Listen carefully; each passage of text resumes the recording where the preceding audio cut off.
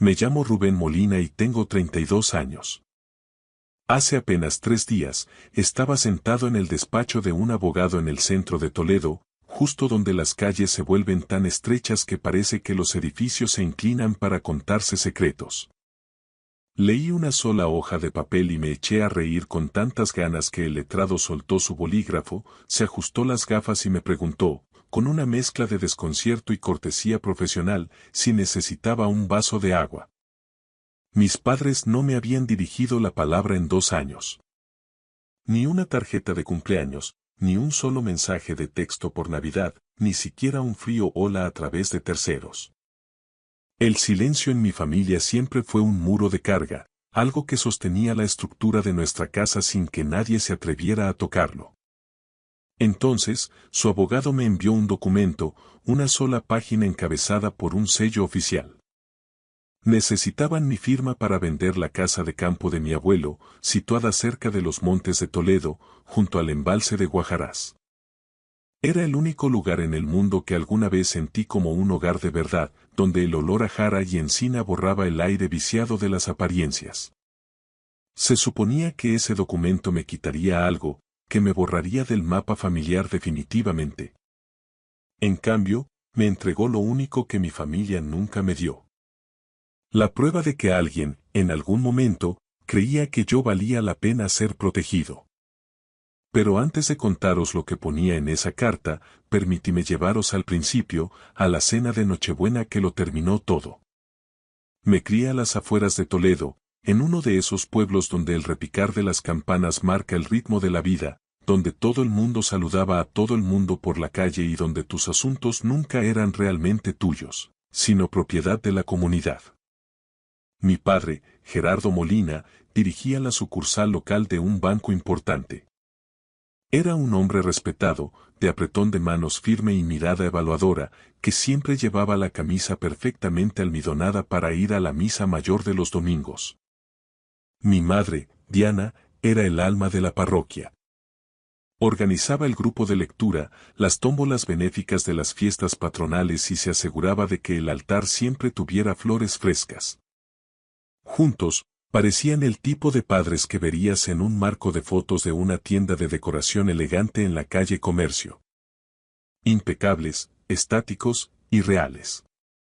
Y luego estaba Lucía, mi hermana pequeña, 3 años menor y, de alguna manera, siempre 3 pasos por delante a ojos de mis padres. Lucía tuvo clases particulares de piano y conservatorio. A mí me decían quizás el año que viene, Rubén, ahora no viene bien. Para su 18º cumpleaños, Lucía recibió el pago de la autoescuela y un coche de segunda mano, pequeño pero brillante. A mí me dieron un abono de transporte para el autobús interurbano y la sugerencia, casi una orden, de que buscara algún trabajo a tiempo parcial si quería tener algo de dinero en el bolsillo. Lucía se quedó con el dormitorio más grande de la planta de arriba porque necesitaba espacio para sus partituras y sus estudios. Mi habitación, en cambio, compartía pared con el cuarto de la colada. Aprendí a estudiar y a dormir con el estruendo del centrifugado de la lavadora, una banda sonora que me recordaba constantemente mi lugar en la jerarquía doméstica. No cuento esto para dar lástima. Lo cuento porque es la base de todo. Mis padres nunca me pegaron. Nunca me gritaron de forma descontrolada. Simplemente me asignaban recursos y afecto de forma distinta, como si yo fuera una partida presupuestaria secundaria que podían recortar sin consecuencias para cuadrar el balance de felicidad de mi hermana. Mi padre tenía una frase que usaba siempre que yo intentaba sacar el tema durante la cena. Soltaba el tenedor con un clic metálico contra el plato de porcelana, me miraba como si yo estuviera siendo profundamente egoísta y decía: Lucía necesita más apoyo, es más sensible. Tú eres el fuerte, Rubén. Eso es lo que siempre me ha gustado de ti. Durante mucho tiempo le creí. Llevé esa supuesta fortaleza como una medalla invisible en el pecho. Trabajé turnos dobles en una cafetería de la plaza mientras terminaba el instituto para pagarme mis propios libros y mis salidas. Me llevó años entender que, en el vocabulario de mi padre, fuerte no significaba admirable. significaba de bajo mantenimiento. Significaba que yo era el hijo que no causaba problemas, el que no se quejaría, el que no valía la pena el esfuerzo de ser atendido. Fui el primero de mi familia en graduarme en la universidad. Saqué mi título en económicas en el campus de la fábrica de armas, mientras trabajaba 25 horas a la semana en una gestoría del polígono. 4 años de estudio sin ayuda de nadie, sin que mis padres avalaran mis préstamos de estudios. Solo yo, mis apuntes y un despertador programado a las 5:15 cada mañana para poder con todo. Mis padres prometieron que vendrían a la graduación. Mi madre incluso pasó semanas eligiendo el vestido adecuado para la ocasión, asegurándose de que fuera lo suficientemente elegante para las fotos. Mi padre preguntó 3 veces a qué hora abrían el aparcamiento del campus para no tener que caminar demasiado. Reservé 4 asientos con meses de antelación. 2 para ellos, uno para mi hermana y otro para mi abuelo, Paco Molina, la única persona que nunca me hizo sentir como un estorbo o un mueble más en la casa. La mañana de la graduación, mi teléfono sonó a las 7. Me extrañó la hora, pero contesté esperanzado. «Ha surgido algo de última hora, hijo», dijo mi padre con esa voz de oficina que usaba para dar malas noticias a los clientes. «Tu hermana se muda hoy por fin a su piso de alquiler y necesita que la ayudemos con el traslado y los muebles de IKEA. No podemos dejarla sola con todo eso, ya sabes cómo es». Me quedé de pie en mi pequeña habitación, sosteniendo la camisa blanca recién planchada y los zapatos que había comprado de oferta en las rebajas. Podía oír a mi madre de fondo, a través del teléfono, preguntándole a gritos a Gerardo dónde estaba la cinta de embalar. «Es solo una ceremonia, Rubén», gritó ella desde lejos, sin siquiera acercarse al auricular. «Ya tienes el título, que es lo importante. Disfruta de tu día». Caminé por aquel escenario solo, con el corazón apretado. Me senté en una fila de familias extrañas, escuchando los vítores y aplausos que otros recibían de sus padres. Al final, me hice mi propia foto usando el temporizador del móvil, apoyado precariamente en un banco del jardín. Esa misma tarde, mi teléfono volvió a sonar. Esta vez era el abuelo Paco. «Estoy muy orgulloso de ti, Rubén», dijo. Su voz sonaba ronca, cargada de esa emoción contenida de los hombres de campo que no saben cómo expresar el cariño. «Tú vales mucho más de lo que ellos alcanzan a ver. Y no te preocupes, hijo, ya me he encargado de ello». En ese momento no supe a qué se refería con aquellas últimas palabras. Pensé que hablaba de una tarjeta de felicitación que llegaría por correo o de algún pequeño cheque escondido en un sobre. No entendería el verdadero alcance de lo que el abuelo Paco quiso decir aquel día hasta 7 años después, frente a aquel abogado en Toledo, cuando la risa me brotó del pecho como un acto de justicia poética.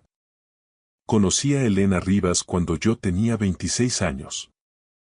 Estaba revisando la instalación eléctrica del edificio de oficinas en el polígono industrial de Toledo donde yo acababa de empezar como Constable Jr.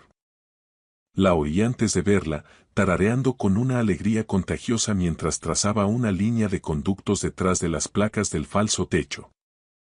Era algo de Sabina desafinado, sí, pero cantado con una entrega que te hacía detenerte a escuchar.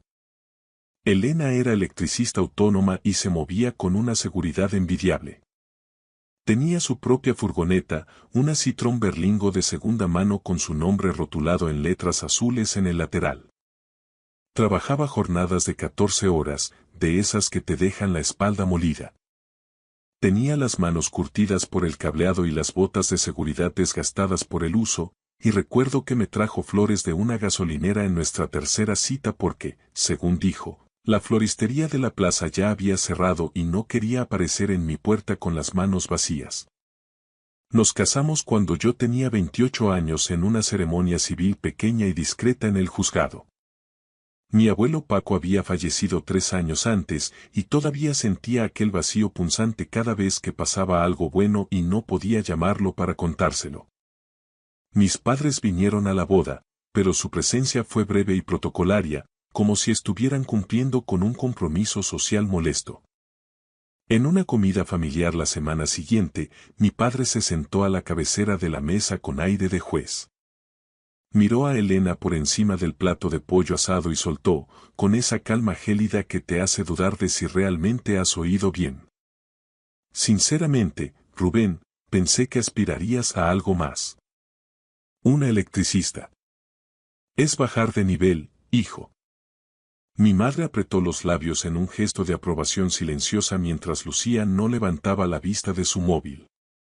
Elena, que tiene una dignidad de acero, ni se inmutó. Sin embargo, en el coche de vuelta, mientras las luces de la carretera pasaban como ráfagas, ella miró al frente y sentenció. No necesito que tu padre respete mi trabajo, pero necesito que aprenda a respetarte a ti. Quise cortar el contacto en ese mismo instante. Estuve a punto de hacerlo, pero el abuelo solo llevaba 3 años muerto y algo en mí seguía resistiendo, una creencia terca y casi infantil de que él querría que siguiera intentándolo, que siguiera siendo el fuerte del que tanto hablaba mi padre. Así que aguanté un poco más. El final definitivo llegó en Navidad. Éramos 15 personas apretujadas en el salón de mis padres. Tíos, primos de Madrid y vecinos de toda la vida. Era el tipo de reunión donde alguien siempre está rellenando las copas de vino de la mancha y nadie nota cuando la música de fondo cambia de villancicos a pop. Lucía me llevó aparte, a la cocina, aprovechando el ruido de las risas. Me soltó que necesitaba 5.000 euros de inmediato. Era la tercera vez que me pedía dinero. Los 2 primeros préstamos, término que ella usaba con ligereza, seguían sin ser devueltos. Dijo que era para comprar stock para una boutique de ropa que planeaba abrir en una calle peatonal. Le dije que no, con toda la educación del mundo pero con una claridad meridiana. Regresó al salón con los ojos llorosos y el labio inferior temblando, una actuación digna de premio. Mi padre se levantó de su sillón como si tuviera un resorte bajo el asiento.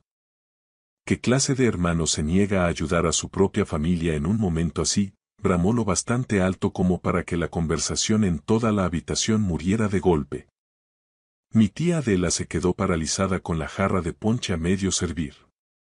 Mi prima Raquel me miró con los ojos muy abiertos, asustada por la tensión.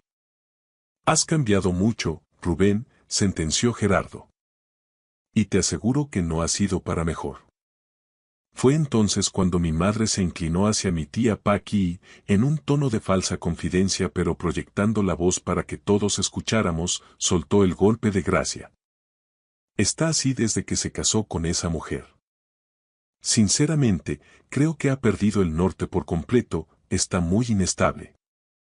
Debería empezar a ver a un profesional antes de que sea tarde. La habitación se sumió en un silencio espeso. 15 personas y ni una sola abrió la boca para defenderme.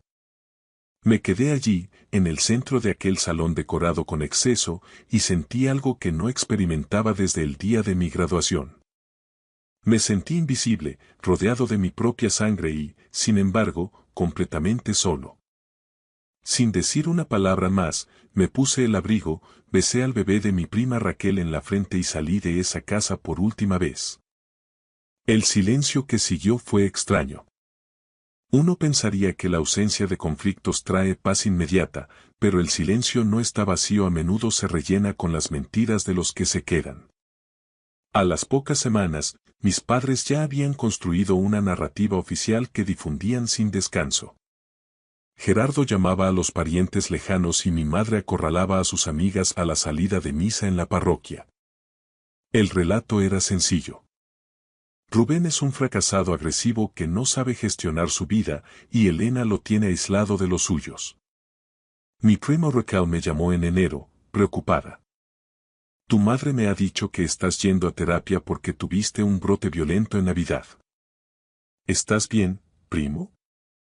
Yo nunca había pisado la consulta de un psicólogo en mi vida, pero mi madre se lo inventó para justificar mi ausencia y desprestigiarme ante los que confiaban en ella. Fue a peor. Gerardo incluso llamó a mi antiguo jefe de la gestoría para interesarse por mi estado mental. En una ciudad pequeña como Toledo, una llamada así no es preocupación, es una granada de mano lanzada contra tu reputación profesional. Utilizó el lenguaje de la salud mental como un arma arrojadiza solo porque me negué a financiar los caprichos de Lucía. Poco a poco, las llamadas del resto de la familia cesaron. El círculo se cerró en torno a Gerardo y Diana, y yo me quedé definitivamente fuera. Para la primavera, solo Raquel mantenía el contacto. Elena y yo decidimos mudarnos a un pueblo a 45 minutos hacia el este, en la zona de la Sagra. Estábamos lo suficientemente cerca de la capital para volver si hacía falta, pero lo bastante lejos como para no tener que cruzarnos con mi padre en la ferretería un sábado por la mañana.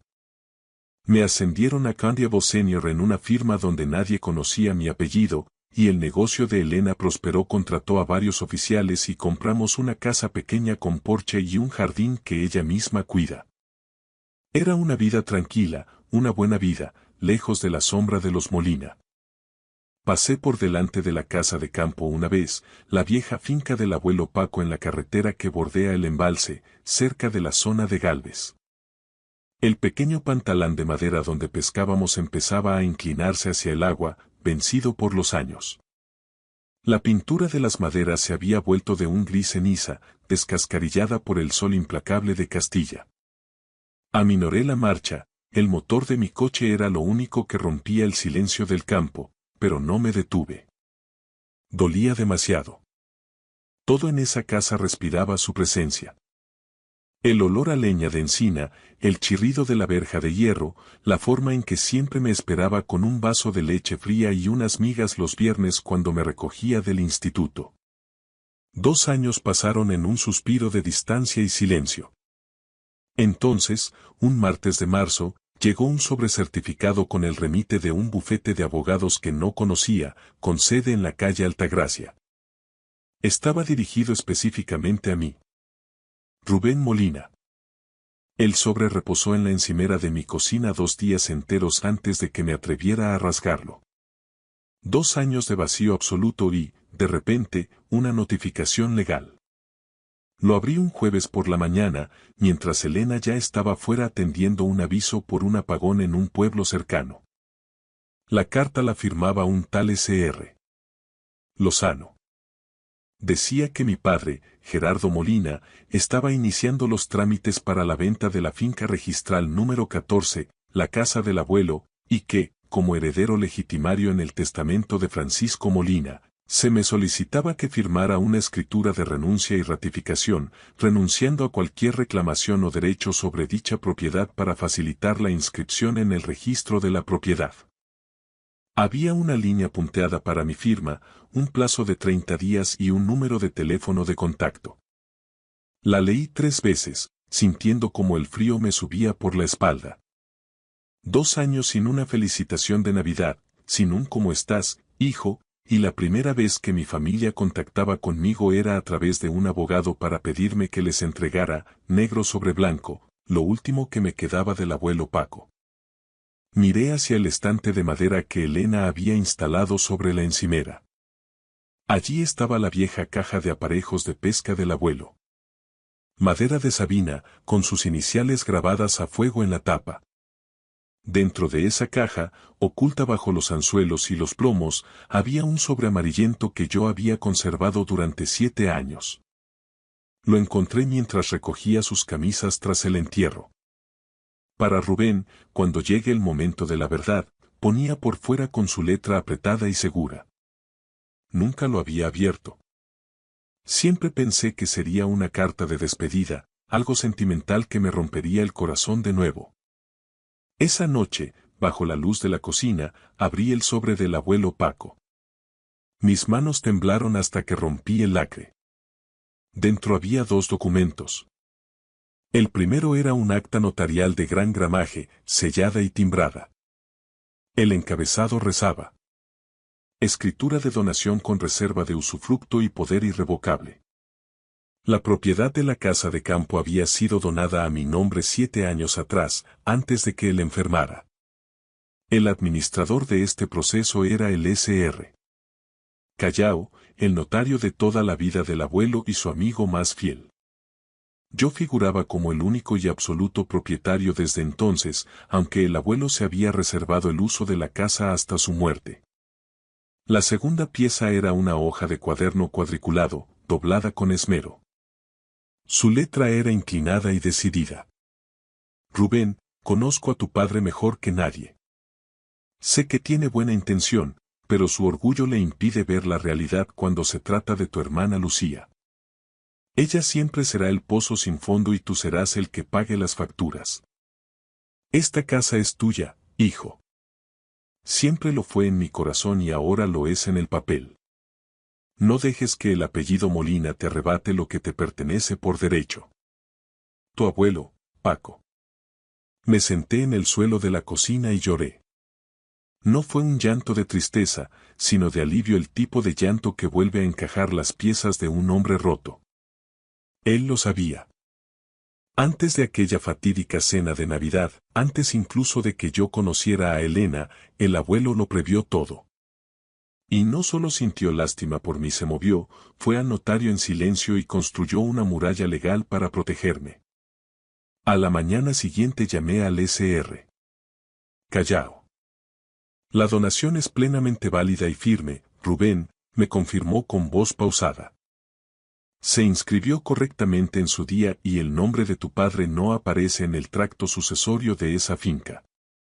Él cree que es suya porque se incluyó por error en el inventario de la herencia, pero legalmente esa casa nunca formó parte de la masa hereditaria porque ya era tuya. Me había visto. El abuelo siempre me había visto. Llamé al despacho del Sr. Lozano esa misma tarde. Llama para confirmar que enviará el documento firmado, preguntó la secretaria con tono ejecutivo. Me gustaría ir en persona mañana mismo, respondí con una calma que no sabía que poseía. Tengo algunas dudas legales que resolver antes de estampar mi firma. Pasé los siguientes 5 días preparándome como un auditor que se enfrenta a un fraude multimillonario. Documentos en orden, copias compulsadas, fechas verificadas. Leí la escritura de donación tantas veces que casi podía recitarla de memoria. Confirmé lo que Callao me había dicho. Gerardo nunca fue el dueño, simplemente dio por hecho que, como hijo primogénito y administrador de los bienes, la finca le pertenecía. Nadie le llevó la contraria porque la única persona que conocía el secreto era el abuelo Paco, y él se llevó el silencio a la tumba, confiando en que yo sabría cuándo hablar. La noche antes de la reunión, mi prima Raquel me llamó, nerviosa. Rubén, tengo que contarte algo que he oído en casa de tus tíos. Tu padre está desesperado. Está llamando a media familia buscando apoyos. Al parecer, la boutique de Lucía está en la quiebra técnica. Pidió varios créditos comerciales de riesgo y tu padre, haciendo uso de su posición en el banco, avaló personalmente cada uno de ellos. Dejé que esa información calara en mi mente mientras miraba por la ventana. Raquel continuó. Hace 8 meses, tu padre rehipotecó su propia casa para inyectar liquidez en el negocio de Lucía. Ahora la tienda se hunde definitivamente, los préstamos han vencido y el banco va a ejecutar las garantías personales de tu padre. Debe unos 180.000 euros y no tiene liquidez para cubrirlos. Mi padre, el banquero infalible, el hombre que despreció a Elena por ser una simple electricista, había dilapidado sus ahorros, su jubilación y la seguridad de su propia vivienda por los caprichos empresariales de su hija predilecta. Ha encontrado un comprador para la finca del abuelo por 320.000 euros, añadió Raquel con un hilo de voz. Es su única tabla de salvación. Con eso paga la deuda y mantiene a flote a Lucía unos meses más. Y lo único que le separa de ese dinero es tu firma en el documento de renuncia. Rubén. Le ha jurado a todo el mundo que firmarás sin rechistar. Dice que tú, con tu vida, modesta, no tienes ningún interés en esa vieja casa de todos modos. Llegó el viernes. Metí la carpeta con la escritura de donación y el acta notarial en mi maletín de cuero y conduje los 45 minutos de vuelta hacia Toledo, al mundo que había dejado atrás. El trayecto era pura memoria muscular, mis manos conocían cada curva de la carretera. Pasé por delante de la gasolinera de Cepsa donde el abuelo me compraba helados de postre. Pasé por el colegio donde una vez gané aquel premio de redacción y nadie de mi familia estaba entre el público porque Lucía tenía una exhibición de gimnasia rítmica esa misma tarde. No volvía para pelear, ni por revancha ciega. Volvía para terminar lo que el abuelo Paco empezó en silencio 7 años atrás. El despacho del S.R. Lozano estaba en la segunda planta de un edificio señorial de piedra, cerca de la puerta de bisagra. La recepcionista me miró de arriba abajo, evaluando mi ropa de trabajo, cuando di mi nombre. Tome asiento, por favor. El S.R. Lozano le recibirá en un momento. Tenía ese tono de cortesía ensayada, la voz de alguien que ya ha escuchado una versión sesgada de tu historia y ha decidido, sin conocerte, quién es el villano de la película. A las 10 en punto, Lozano me hizo pasar a una sala de juntas de techos altos. Y allí, sentado al fondo de la mesa de caoba, con una camisa de gemelos impecable y las manos entrelazadas, estaba mi padre. Gerardo levantó la vista, manteniendo esa máscara de autoridad que tanto le gustaba. Hola, Rubén. Su voz era tranquila, calculadamente suave. El registro de un padre dolido pero conciliador. Me detuve a 2 pasos de la puerta y miré fijamente al abogado. Me dijeron que esta reunión era estrictamente entre su bufete y yo. El S.R. Molina insistió en estar presente para agilizar los trámites. Pensé que su presencia podría facilitar un entendimiento familiar, se justificó Lozano. Me senté frente a mi padre, sintiendo el peso del aire. Él se inclinó hacia adelante y esbozó una media sonrisa. Siéntate, hijo. Hagamos esto rápido, sé que tienes tus cosas y no quiero quitarte tiempo. Tengo el tiempo que haga falta, respondí, manteniendo el contacto visual. Mira, dijo él, ladeando la cabeza con ese aire de superioridad que siempre me hacía sentir pequeño. Sé que las cosas han sido tensas, pero esto no se trata de nosotros ni de lo que pasó en Navidad. Se trata de la finca. Tu abuelo Paco habría querido que hiciéramos lo correcto para la familia. Usó el nombre del abuelo. Estaba sentado frente a mí, después de 2 años de vacío, y se atrevía a invocar el nombre de la única persona que de verdad me quiso para intentar manipularme y quitarme mi sitio. La casa de campo lleva años cerrada, acumulando polvo y gastos, continuó él, entrando en su modo de director de sucursal bancaria. Tengo un comprador en firme, un empresario de Madrid, por 320.000 euros. El proyecto de tu hermana necesita una inyección de capital urgente, un préstamo puente, y esta venta soluciona el problema de raíz de forma limpia. El abogado Lozano deslizó entonces un documento por la mesa. Escritura de renuncia de derechos hereditarios y ratificación de venta en negrita. No me has preguntado cómo estoy, ni cómo me va la vida, dije con voz plana, rompiendo su discurso. Gerardo parpadeó, desconcertado por la salida de guión. ¿Qué? En 2 años, este es el primer contacto y llega a través de un bufete de abogados. No llamaste por mi cumpleaños, no escribiste un mensaje cuando Elena estuvo enferma. Enviaste a un profesional con un contrato. Hemos estado intentando localizarte por varias vías, soltó él con una mentira rápida. Mi número de teléfono es el mismo desde hace 10 años, papá. Gerardo ignoró el comentario con un gesto de la mano. Rubén, no estoy aquí para remover el pasado ni para reproches sentimentales. Estoy aquí para gestionar un patrimonio familiar. Eso es todo. No lo compliques más de lo necesario. El mismo hombre que me llamó inestable delante de 15 personas. El mismo que no fue a mi graduación por llevarle unos muebles a Lucía. El mismo que despreció a mi mujer. No lo compliques, decía. Me eché hacia atrás en la silla, sintiendo una extraña libertad.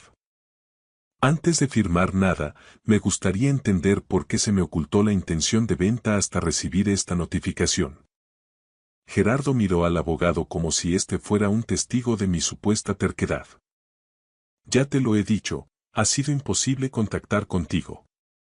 Te cerraste en banda con toda la familia hace 2 años, sin dar una sola explicación lógica. Sin explicación, repetí. Ha estado pasando por una etapa personal complicada, intervino mi padre, bajando el tono como si hablara de un enfermo. Su mujer. Bueno, sabemos que ha sido muy posesiva y controladora. Nos preocupa mucho el entorno en el que vive Rubén ahora. Sentí que el pulso se me aceleraba, pero no por miedo, sino por la precisión quirúrgica de su falsedad. 2 años después, el guión de Rubén está loco y su mujer es mala no había cambiado ni una coma. Miré a mi padre y le pregunté. ¿Has terminado de hablar de mi vida? En ese preciso instante, su móvil vibró sobre la mesa. Miró la pantalla y levantó un dedo pidiendo silencio. Un segundo, es importante, dijo y contestó. No puso en manos libres, pero en el silencio sepulcral de la sala se oyó perfectamente la voz de Lucía, aguda y al borde del histerismo.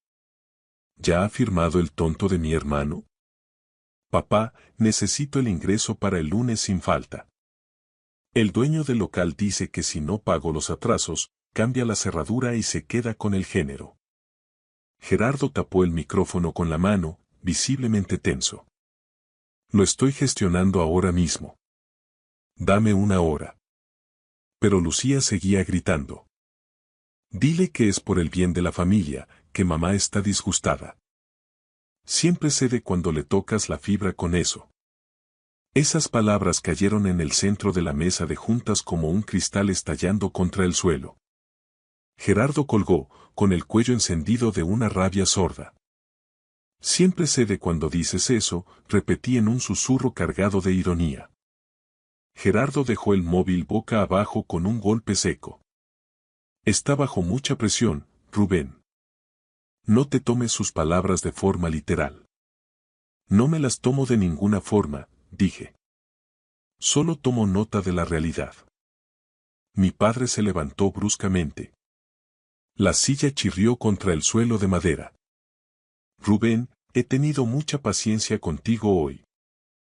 Firma el papel de una vez. Esa casa de campo no significa nada para ti, tú ni siquiera vas por allí. Tienes razón en una cosa, respondí mientras abría mi maletín.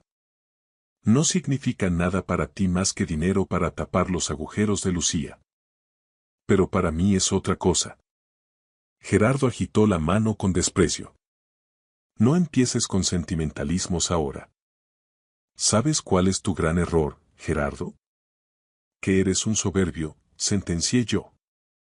Tu mujer tenía razón. Esto se acaba hoy. Pero no como vosotros pensáis. Si no firmo esto, dijiste que me llevarías ante un juez, ¿verdad? Que un magistrado me obligaría a renunciar. Miré al abogado Lozano. ¿Es eso legalmente posible en este caso? El abogado se removió incómodo en su asiento, oliéndose el cambio de marea. Bueno, hay procedimientos de división de cosa común, pero no nos adelantemos a los acontecimientos. De acuerdo, dije. Ambos se quedaron expectantes. Saqué el acta notarial y la puse sobre la mesa. El documento se deslizó por la superficie pulida con un siseo casi eléctrico. Gerardo bajó la vista. El encabezado era imposible de ignorar, con el sello del Consejo General del Notariado. Escritura de donación con reserva de usufructo y poder irrevocable. Esto es una escritura de donación en vida, dije con firmeza. Elevada a público hace 7 años por Francisco Molina. Me nombra a mí, Rubén Molina, como propietario único y absoluto de la finca. El abuelo se aseguró de que el trámite quedara blindado ante notario mucho antes de fallecer. El silencio que siguió fue denso, pesado como el plomo. Mi padre ni siquiera se atrevía a tocar los papeles. Sus ojos saltaban del documento a mi cara y volvían al papel, como si las letras pudieran cambiar si las miraba con suficiente intensidad.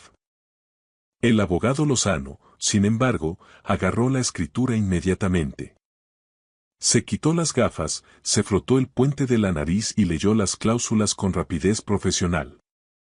Dejó el papel con un cuidado extremo, como si fuera una bomba a punto de detonar.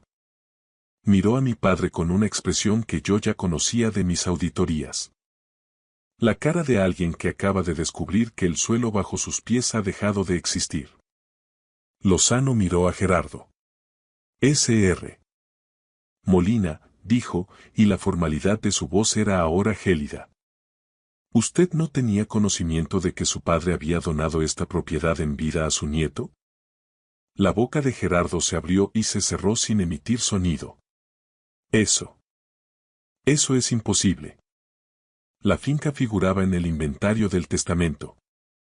Yo la he estado administrando como parte de mi herencia.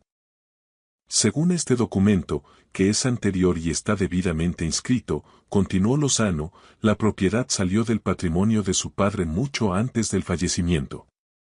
La casa de campo nunca formó parte de la masa hereditaria que usted recibió. Usted no puede vender lo que legalmente nunca le perteneció. Gerardo me miró. Su rostro, antes rosado por la soberbia, tenía ahora el color del yeso viejo. ¿De dónde has sacado esto? ¿Cómo has podido ocultarme algo así? Me lo dio el abuelo Paco, respondí con una serenidad que me nacía del alma. Él nunca, la voz de mi padre se quebró por primera vez en 30 años. Él no me habría puenteado de esta manera. Yo soy su hijo. Lo miré fijamente a los ojos, sin rastro de odio, solo con una claridad absoluta. No te puenteó, papá. Simplemente protegió a su nieto de lo que sabía que vendría. Hay una diferencia muy grande entre traicionar y proteger. El abuelo sabía que, tarde o temprano, intentarías venderme por una boutique de ropa. Y decidió que esta vez, el fuerte no iba a ser el que se quedara sin nada. Gracias por escuchar mi historia hasta el final. Si resonó contigo, dale like, escribe en los comentarios qué fue lo que más te tocó y no olvides decir de dónde eres.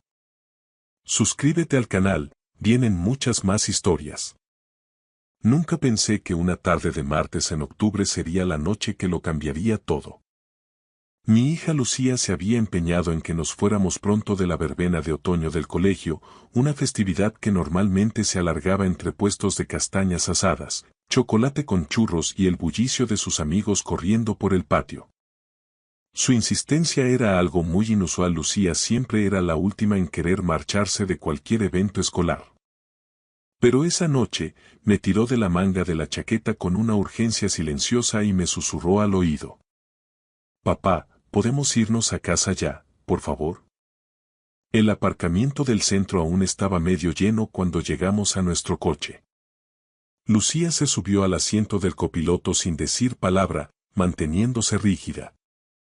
Su carita de 7 años estaba inusualmente pálida bajo el resplandor frío de las farolas de la calle. Me abroché el cinturón y estaba a punto de arrancar el motor cuando su vocecita, quebrada, me detuvo en seco. Papá, necesito enseñarte algo, pero por favor, no te enfades conmigo. Sentí cómo se me encogía el corazón ante ese ruego. Cariño, nunca podría enfadarme contigo por algo así. ¿Qué pasa? Miró a su alrededor con recelo, asegurándose de que no hubiera ningún padre o profesor cerca del vehículo, y luego levantó lentamente el dobladillo de su jersey de punto. Lo que vi hizo que el aire abandonara mis pulmones de golpe. Moratones. Hematomas de un color púrpura oscuro y amarillento se extendían por sus costillas, como si alguien los hubiera pintado allí con saña. Algunos eran recientes, de un rojo vivo en los bordes, otros claramente tenían ya varios días. Mis manos apretaron el volante con tanta fuerza que los nudillos se me pusieron blancos, mientras un escalofrío de rabia pura me recorría la espalda. ¿Quién te ha hecho esto? Logré decir, con la voz apenas por encima de un susurro, luchando por no asustarla con mi propio tono. El señor Garrido, dijo ella casi sin aire. El director. Pero papá, no puedes decírselo a nadie todavía. Dijo que si contaba algo, pasaría algo muy malo. Dijo que nadie me creería de todos modos porque él es el director y yo solo soy una niña pequeña. Todo en mi interior quería gritar, bajarme del coche, entrar de nuevo en aquel colegio y enfrentarme a él allí mismo, en mitad de la fiesta, frente a todos. Pero algo en los ojos aterrorizados de Lucía me hizo contenerme. Tenía que ser inteligente por ella, la impulsividad no nos serviría de nada contra alguien así. Lucía, mírame, me giré en el asiento para quedar frente a ella, tomando aire. Has hecho exactamente lo correcto al decírmelo. Has sido muy valiente. Y te prometo, por lo que más quiero, que vamos a solucionar esto. Pero primero, tenemos que ir a un sitio para que te cuiden, ¿vale? Necesitamos que te vea un médico. Sus ojos se llenaron de lágrimas que empezaron a resbalar por sus mejillas. No quiero que la gente lo sepa. A todo el mundo le cae bien el señor Garrido. A los profesores, a los otros padres. Pensarán que miento para llamar la atención. Alargué la mano y tomé su pequeña mano entre las mías, tratando de transmitirle toda la seguridad que yo mismo sentía flaquear. Pequeña, eres la persona más valiente que conozco y yo te creo por encima de todo el mundo. Eso es lo único que importa ahora mismo.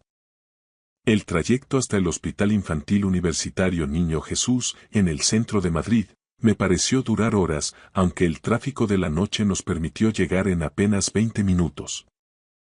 Mi mujer, Raquel, estaba pasando unos días con su hermana en Córdoba, y una parte de mí sintió un alivio egoísta de que no estuviera allí todavía.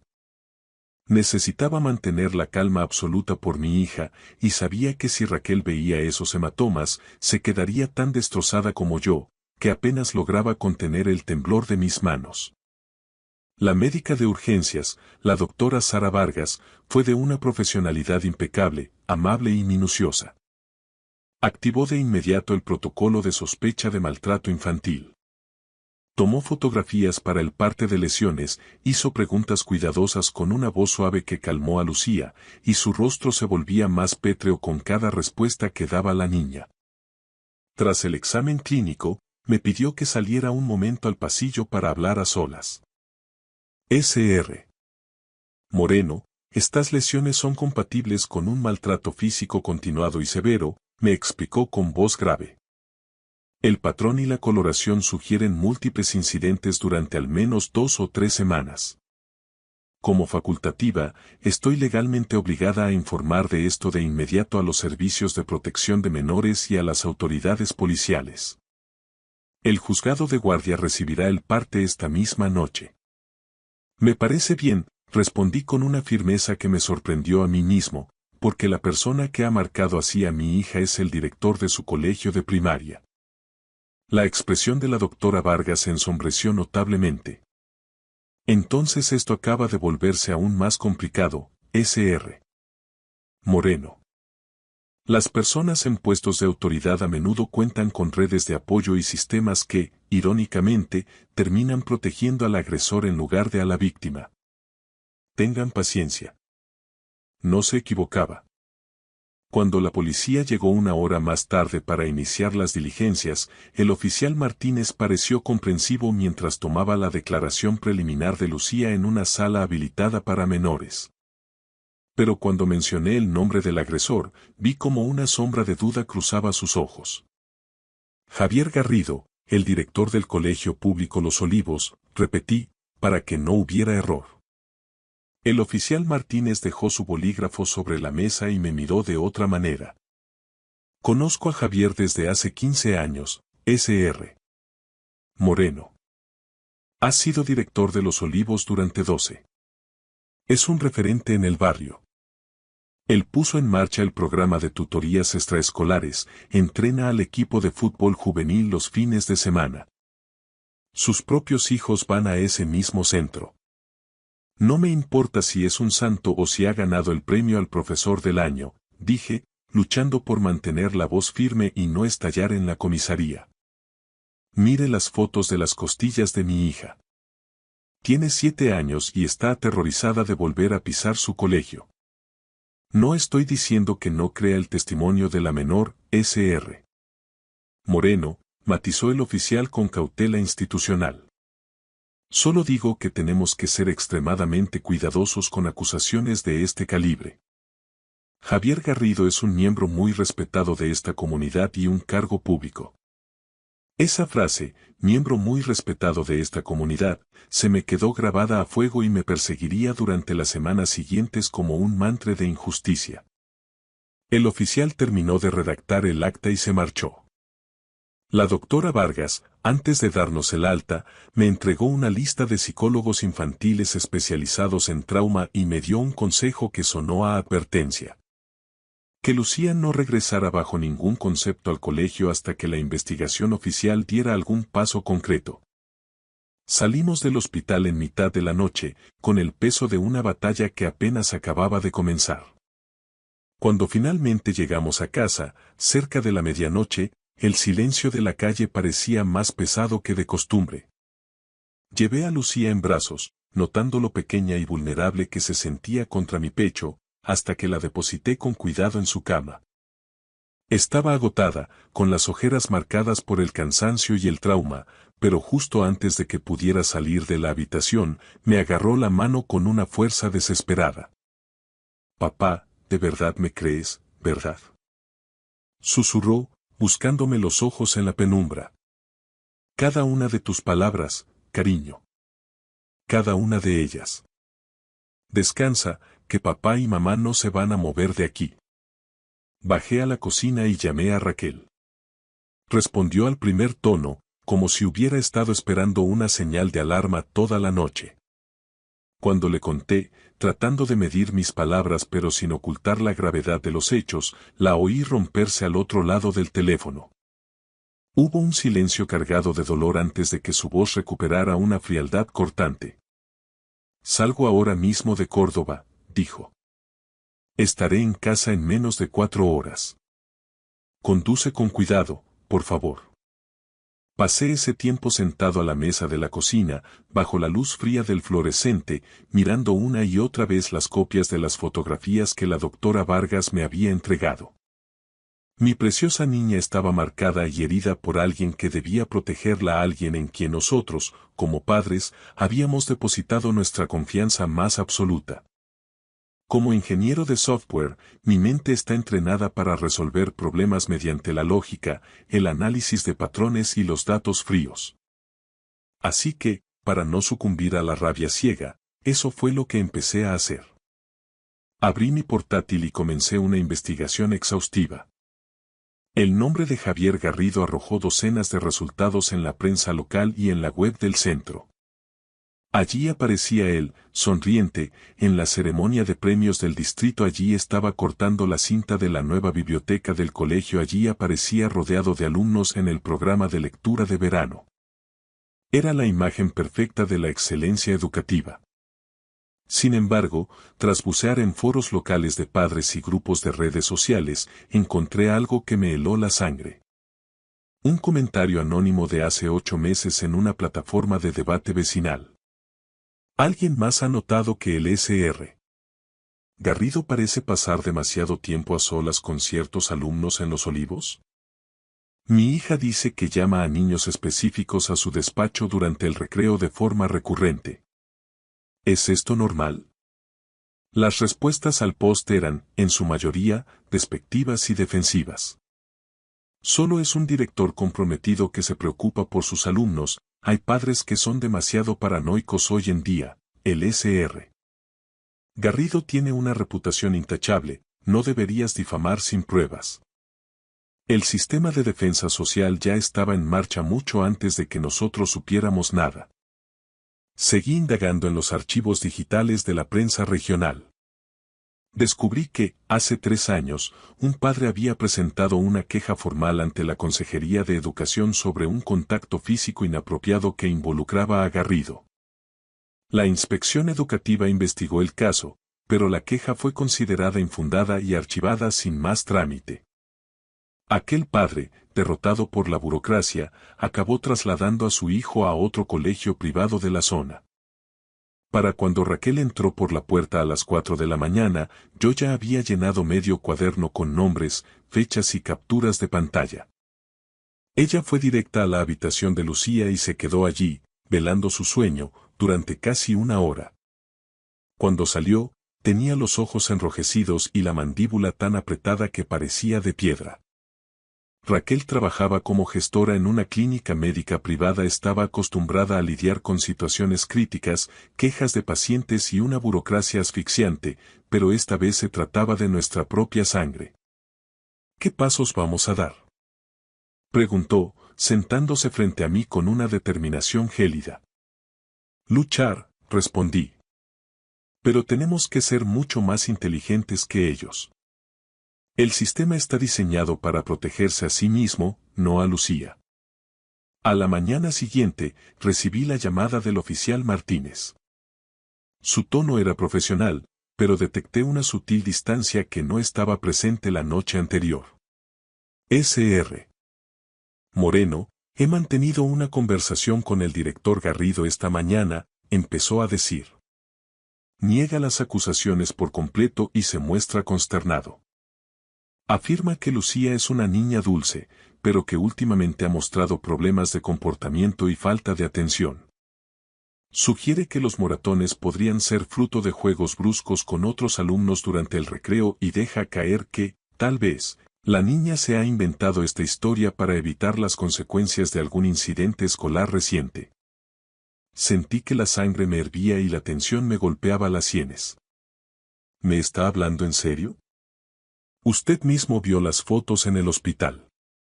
Esos hematomas no son de un tropiezo o de un juego entre niños de 7 años. Y mi hija jamás ha mentido sobre algo así. Entiendo que esté alterado, es lógico, interrumpió Martínez con cautela, pero tenemos que considerar todas las vías. La inspección de la Consejería de Educación va a abrir un expediente informativo, pero mientras tanto, el Sr. Garrido continuará en su puesto de forma cautelar. No hay pruebas biológicas ni testigos directos que lo vinculen con las lesiones de forma inequívoca. ¿Y qué valor tiene la declaración de mi hija, entonces? Lamentablemente, en el ámbito penal, sin pruebas que corroboren el testimonio o testigos que presenciaran los hechos, es extremadamente difícil que el fiscal siga adelante con los cargos, especialmente tratándose de un perfil con el estatus social y la trayectoria del Sr. Garrido. Colgué el teléfono antes de proferir un insulto que pudiera comprometer nuestra posición legal. Raquel y yo tomamos una decisión irrevocable esa misma mañana. Si la policía, la inspección y el propio colegio iban a cerrar filas para proteger la reputación de un presunto agresor, nosotros romperíamos ese cerco. Necesitábamos pruebas que el sistema se negaba a buscar y las íbamos a encontrar por nuestra cuenta. Empecé contactando con otros padres de Los Olivos, moviéndome con pies de plomo. Aprovechaba las salidas de las actividades extraescolares o los grupos de WhatsApp para lanzar preguntas que parecían casuales, casi naturales. Oye, ¿qué tal le va a tu hijo en el cole este año? ¿Alguna queja con la nueva organización? La gran mayoría no tenía más que elogios para el centro y, especialmente, para la gestión del señor Garrido, pero 3 conversaciones en particular hicieron que se me erizara el vello de la nuca. Una madre llamada Juana mencionó que su hijo, un niño vitalista, se había vuelto extremadamente ansioso por ir a clase desde el inicio del curso. Antes le encantaba el colegio, pero ahora somatizaba el miedo con dolores de tripa cada mañana. Cuando ella le preguntaba si pasaba algo concreto, el niño solo acertaba a decir, con la mirada perdida, que no le gustaba nada tener que ir al despacho del director para las tutorías de refuerzo. Un padre llamado Diego me confesó en voz baja que su hija había empezado a sufrir terrores nocturnos. No les contaba de qué trataban, pero había vuelto a hacerse pis en la cama, un retroceso que no veían desde que la niña tenía 4 años. Y finalmente, Paloma, una madre del consejo escolar, Me contó con lágrimas contenidas que su hija le había preguntado, con una inocencia desgarradora, si era normal que los profesores dieran abrazos especiales de esos que terminan doliendo. Lo documenté todo con precisión de ingeniero. Cada testimonio, cada síntoma, cada fecha. Y entonces tomé una decisión que probablemente cruzaba una línea legal roja, pero en aquel punto, con la imagen de las costillas de Lucía grabada en mi mente, las normas habían dejado de importarme. Accedí de forma remota al sistema de cámaras de videovigilancia del colegio. No fue un reto técnico como ocurre en muchos centros públicos, usaban un software de seguridad desfasado con las contraseñas que venían de fábrica. En menos de una hora, tenía acceso total al servidor y a 3 semanas de grabaciones archivadas. Empecé a revisarlas sistemáticamente, segundo a segundo, centrándome en los momentos en que los alumnos eran llamados a consultas privadas en el despacho de dirección.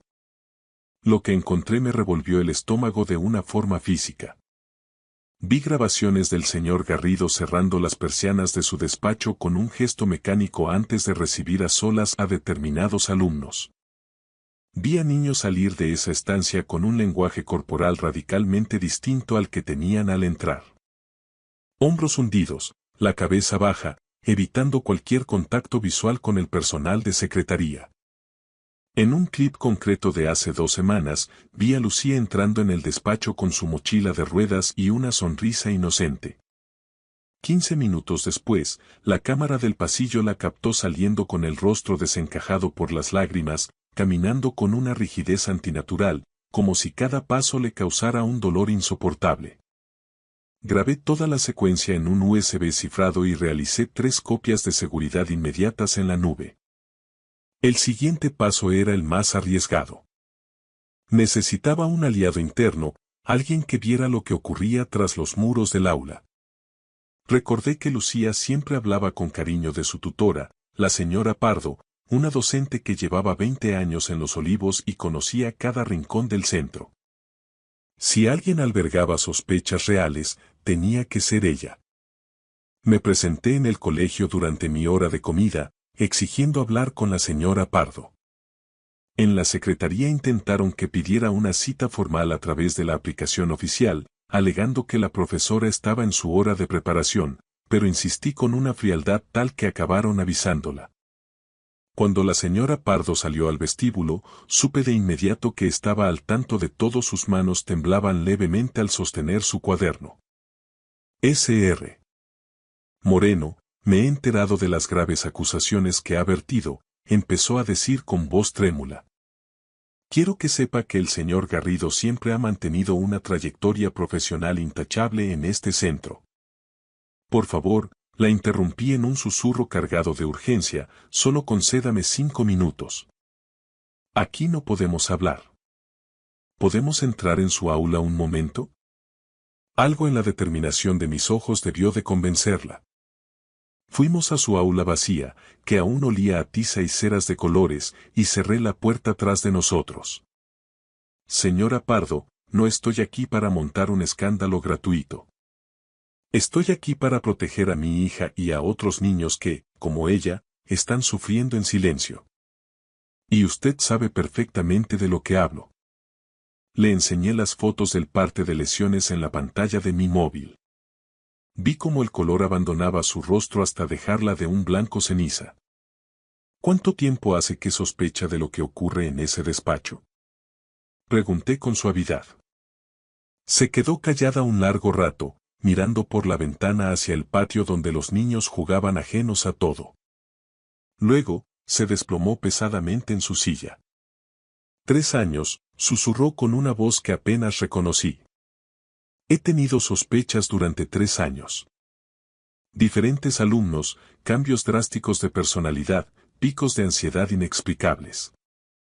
Un niño que siempre se ofrecía voluntario para ayudar en las tareas de orden, de repente, sufría un ataque de pánico si tenía que acercarse a la zona de dirección. Pero nunca tuve una prueba física, algo tangible. Y cuando intenté trasladar mis inquietudes a la jefatura de estudios hace 2 cursos, Me dijeron que estaba siendo demasiado sensible y que los métodos de motivación del señor Garrido eran poco convencionales pero altamente efectivos para el rendimiento del centro. ¿Le dieron a entender que debía callarse? No de forma explícita, pero el mensaje fue cristalino. El señor Garrido consigue muchísima financiación para el colegio a través de sus contactos políticos y sociales. El inspector de educación de la zona es su cuñado. La mujer del presidente de la Asociación Regional de Directores trabaja como su secretaria personal. El sistema está blindado, Sr. Moreno. A los docentes que osaron cuestionar su autoridad los acabaron trasladando forzosamente a centros a 70 kilómetros de sus casas. A mí me faltan 3 años para la jubilación y me avergüenza admitir que agaché la cabeza por miedo. Pero hoy ya no puedo más. Me miró con los ojos anegados en lágrimas, una mezcla de culpa y alivio. Porque vi a Lucía la semana pasada, justo antes de que usted denunciara.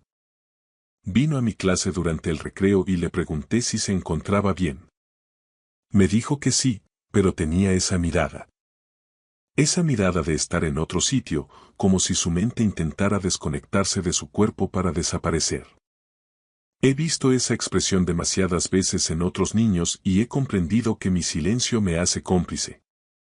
No puedo seguir callada, aunque me cueste la carrera. ¿Estaría dispuesta a ratificar una declaración formal ante un juez si eso ayuda a Lucía y frena esto de una vez? Sí, lo haré, asintió con firmeza. Pero Sr. Moreno debe ser consciente de a qué se enfrenta realmente. Esto no es solo la lucha contra un hombre solo. Es una lucha contra todo un entramado institucional que lo ha protegido y alimentado durante años. Salí de aquella reunión con un testimonio escrito de puño y letra por la señora Pardo y una rabia fría que se había transformado en determinación pura. Raquel y yo lo tuvimos claro esa misma tarde. Los cauces oficiales estaban obstruidos por el nepotismo y la desidia. La policía no investigaba de verdad y el colegio estaba cerrando filas para salvar su marca. Si el sistema no iba a moverse por la justicia, nosotros obligaríamos al sistema a romperse bajo el peso de la opinión pública. El siguiente movimiento iba a ser una declaración de guerra total. La siguiente reunión del Consejo Escolar estaba programada para 3 días después. En España, estas sesiones suelen ser el órgano máximo de participación en los centros públicos y aunque tienen partes privadas, el turno de ruegos y preguntas permite una apertura necesaria a la comunidad. Raquel y yo nos preparamos como si estuviéramos diseñando el lanzamiento de un software crítico. Sin margen de error. Realizamos carpetas profesionales con copias de todas nuestras evidencias. Los informes de urgencias del niño Jesús, fotogramas clave de las grabaciones que obtuve del servidor, la declaración jurada y firmada por la señora Pardo y los testimonios anonimizados de otros padres que habían empezado a romper su silencio. Consultamos con un abogado penalista amigo de la familia, quien nos dio un consejo de oro para no invalidar el proceso judicial posterior.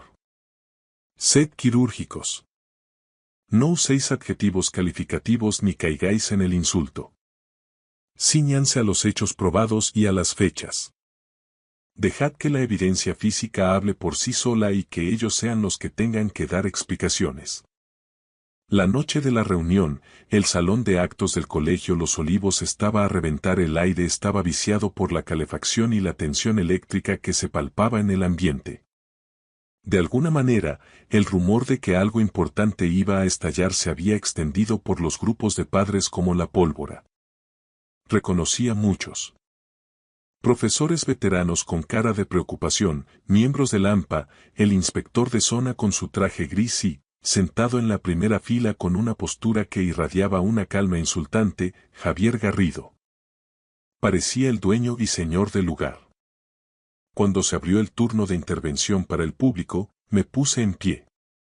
Me temblaban las manos bajo la mesa, pero Raquel me apretó los dedos con una fuerza que me ancló al suelo. Caminé hacia el micrófono del podio central. Mi nombre es Ángel Moreno, empecé, y mi voz retumbó en los altavoces con una nitidez que me sorprendió. Soy el padre de Lucía, de 2 de primaria. Hace 3 semanas, mi hija de 7 años me confesó, entre lágrimas de puro terror, que había sido maltratada físicamente de forma continuada por el director de este centro, Javier Garrido. El salón estalló en un caos instantáneo. Hubo jadeos de asombro, gritos de incredulidad y algunos padres empezaron a increparme desde el fondo. El presidente del consejo golpeó la mesa repetidamente pidiendo orden. Sr. Moreno, sea consciente de que está vertiendo acusaciones gravísimas en un foro público, advirtió con tono severo. Lo soy, y por eso no he venido aquí con las manos vacías, levanté la carpeta con los documentos. Traigo conmigo el parte de lesiones pediátrico que confirma hematomas compatibles con agresiones físicas. Tengo grabaciones del sistema de seguridad del colegio que muestran patrones de conducta irregulares y coacciones en el despacho de dirección. Cuento con el testimonio escrito de una docente con 20 años de intachable servicio en este colegio que confirma sospechas previas. Y lo más importante, tengo el respaldo de otros padres cuyos hijos presentan síntomas de trauma idénticos a los de mi hija. Esto es una irregularidad administrativa total, intervino el inspector de zona, poniéndose de pie con aire de superioridad. La Consejería de Educación ya está realizando su propia inspección reservada. Hacer públicas estas cuestiones solo sirve para comprometer la investigación oficial y dañar la imagen del centro. Le corté en seco, perdiendo ya cualquier intención de ser diplomático. ¿Su investigación? Se refiere a esa que permite que el señor Garrido siga hoy aquí sentado, a escasos metros de los niños, mientras mi hija tiene pesadillas y no se atreve a salir de casa. Es el mismo tipo de investigación que hace 3 años archivó una queja similar por falta de pruebas, obligando a una familia a huir de este colegio para proteger a su hijo. Un murmullo de indignación recorrió las filas de padres. La máscara de serenidad de Javier Garrido empezó a agrietarse, vi cómo su mandíbula se tensaba y cómo buscaba con la mirada al inspector, su cuñado. Estoy aquí esta noche porque los mecanismos que deberían proteger a los más vulnerables han fallado de forma sistémica, continué, elevando la voz para que llegara hasta la última fila.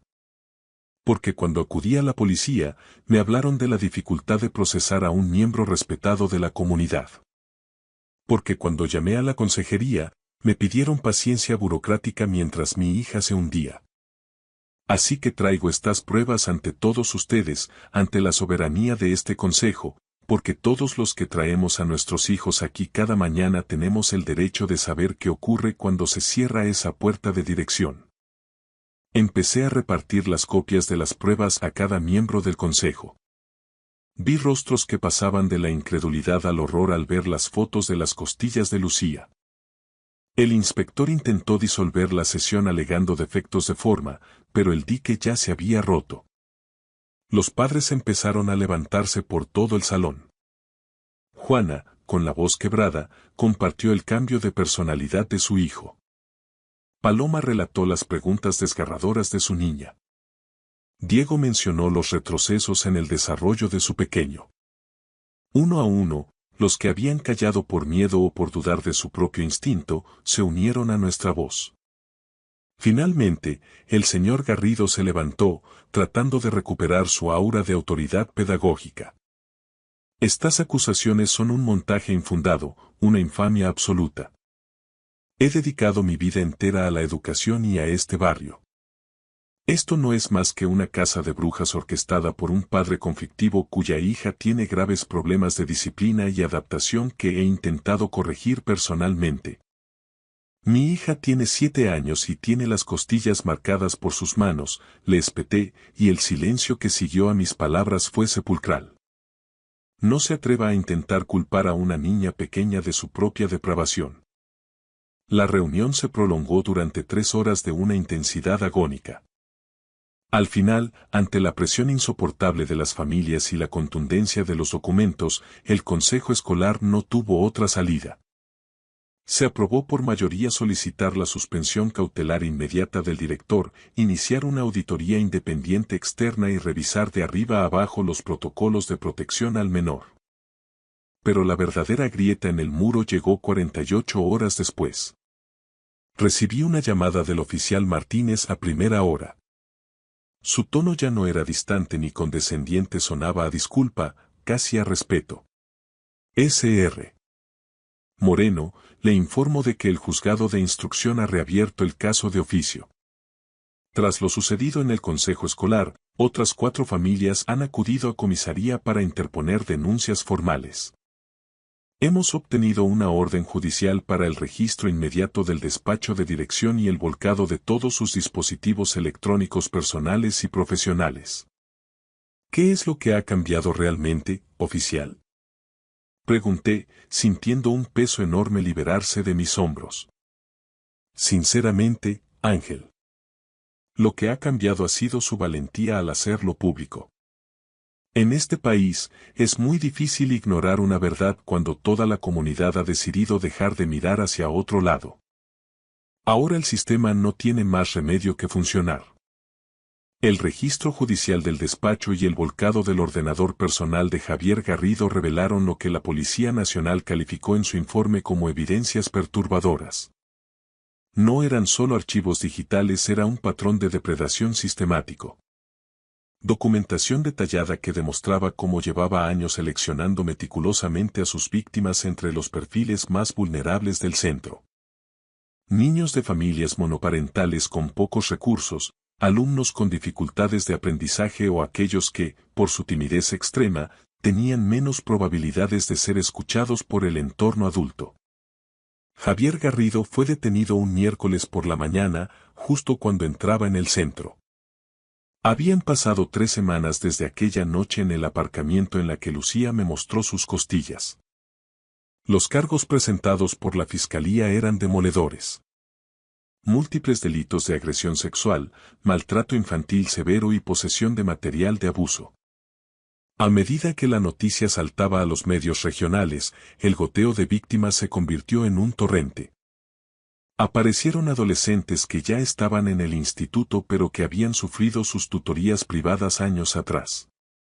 El número final de víctimas acreditadas en el sumario ascendió a 17.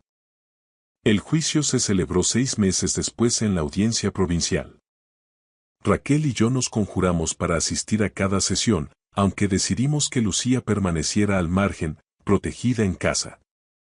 Gracias a la nueva ley de protección a la infancia, no se le exigió testificar en presencia del agresor. Su declaración grabada en sede judicial mediante la técnica de la prueba preconstituida fue suficiente. La defensa intentó todas las maniobras imaginables. Desde atacar la cadena de custodia de las grabaciones que yo había extraído ilegalmente del servidor, hasta sugerir un episodio de histeria colectiva instigado por padres despechados. Pero el peso de la verdad era insostenible para cualquier abogado. 17 testimonios coincidentes, informes periciales médicos indiscutibles y el rastro digital dejado en sus dispositivos terminaron por hundirle. Javier Garrido fue condenado por 16 de los 19 cargos iniciales. El magistrado le sentenció a una pena de 23 años de prisión mayor y a una orden de alejamiento e inhabilitación perpetua para cualquier profesión relacionada con menores. El terremoto institucional fue total. El inspector de educación, acorralado por las pruebas de su propia negligencia y los lazos de parentesco, dimitió antes de ser cesado. El presidente del consejo escolar fue destituido y 3 administrativos que habían bloqueado quejas previas fueron expedientados y trasladados. La Consejería de Educación se vio obligada a implementar de urgencia nuevos protocolos de notificación obligatoria y formación específica para todo el personal docente sobre la detección precoz de signos de maltrato. Sin embargo, para nosotros, la verdadera batalla no acababa con la sentencia. Lucía comenzó un proceso de terapia intensiva con una psicóloga especializada en trauma infantil. Los primeros meses fueron una montaña rusa de pesadillas, miedo irracional a las figuras de autoridad masculina y una desconfianza dolorosa hacia cualquier adulto que no fuéramos nosotros. Hubo retrocesos, días de silencio absoluto y mucha angustia contenida. Pero poco a poco, con una resiliencia que nos daba lecciones cada día, mi hija empezó a recuperar su luz. Volvió a jugar. Se apuntó a un taller de pintura donde descubrió que el arte era su mejor vía de escape. Al finalizar aquel primer año de libertad, pudo hablar de lo sucedido sin que se le quebrara la voz. ¿Sabes qué he aprendido de todo esto, papá? Me dijo una tarde mientras preparábamos la cena. Ya tenía 8 años y sus rasgos de bebé empezaban a dar paso a la jovencita valiente en la que se estaba convirtiendo. He aprendido que hablar da mucho miedo, pero que quedarse callada da mucho más miedo todavía. Y que aunque al principio los adultos no te crean, la verdad sigue siendo la verdad aunque nadie la escuche. Tienes toda la razón, cariño, le respondí, abrazándola con una fuerza que intentaba compensar todo el dolor pasado. Y fuiste la persona más valiente de ese colegio.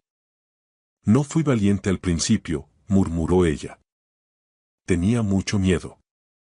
Pero ahora sé que ser valiente no es no tener miedo, sino hacer lo correcto aunque te tiemblen las piernas. Raquel y yo nos convertimos en activistas por los derechos de la infancia, trabajando con asociaciones para exigir que ningún miembro respetado de la comunidad volviera a usar su estatus como escudo. Hablé en decenas de foros sobre la importancia de la ciberseguridad y la transparencia en las instituciones educativas. La señora Pardo, lejos de perder su empleo, fue reconocida por su valor y hoy lidera programas de formación para profesores sobre cómo reconocer las señales que el sistema prefiere ignorar. Han pasado 2 años desde aquella tarde de octubre. Lucía tiene 9 años y le va de maravilla en 4 de primaria en un nuevo colegio donde se siente a salvo. Las pesadillas casi han desaparecido por completo. Sigue siendo una niña normal, pero con una madurez diferente, una conciencia nítida de lo que es la justicia. Hace poco me dijo que de mayor quiere ser abogada para que ningún niño tenga que gritar sin que nadie le crea. Guardo en mi escritorio una carta de otra de las familias afectadas. Su hija también fue víctima de Garrido. La nota dice: gracias por no rendirse. Porque usted luchó por Lucía, mis padres finalmente me creyeron a mí también. Usted ha salvado muchas vidas. A veces, tarde por la noche, vuelvo mentalmente a aquel aparcamiento bajo la luz de las farolas. Pienso en lo cerca que estuvimos del abismo, en lo fácil que habría sido dejarlo pasar por miedo a las consecuencias sociales. Pero luego escucho la risa de Lucía desde el salón, donde juega con Raquel, y sé que cada momento de aquella guerra valió la pena. Este es el legado que quiero dejar grabado. Cree siempre a tus hijos. No te dejes deslumbrar por los títulos ni por las reputaciones. Si el sistema te falla, conviértete tú en el sistema. Y nunca, jamás, permitas que un niño sufra en silencio.